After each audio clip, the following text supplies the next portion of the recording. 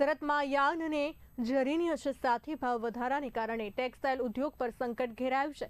છેલ્લા 3 મહિનામાં polyester film અને યાર્નના ભાવમાં 30 થી 35% વધારો થતા એમ્બ્રોઇડરી અને વિવિંગ ઉદ્યોગના કારખાનેદારોની મુશ્કેલી વધી છે।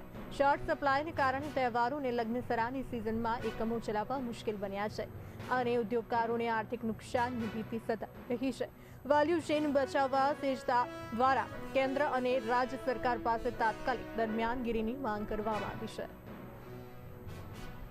એમ્બ્રોઇડરી ધારકમાં કે એન્ડ યુઝર કે અત્યારે જરીની અંદર કે સતત યાનની શોર્ટેજ થાય છે, પણ ચિંતાની વાત તો એ છે કે સતત ભાવના વધારા છતાં પણ યાન મળવું મુશ્કેલ થઈ રહ્યું છે।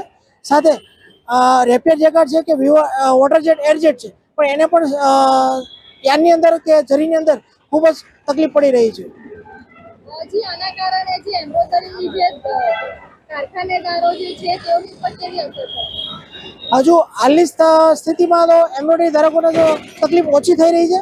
અત્યારે હાલ રેપિયર જેકર અને વોટર જેટ એરજેટની અંદર વધારે તકલીફ થઈ રહી છે, જેના કારણે કે યાનની સપ્લાય ખૂબ જ ઓછી આવી રહી છે અને સતત ભાવ વધી રહ્યા છે।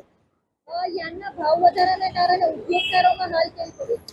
યાનના ભાવ વધી રહ્યા છે તો સતત ઉદ્યોગકારો પર ખાસી અસર થઈ રહી છે અને આગળ જતાં પણ હજુ ભાવ વધારા થઈ રહ્યા છે, પણ ભાવ વધારાની સાથે પણ માલની સપ્લાય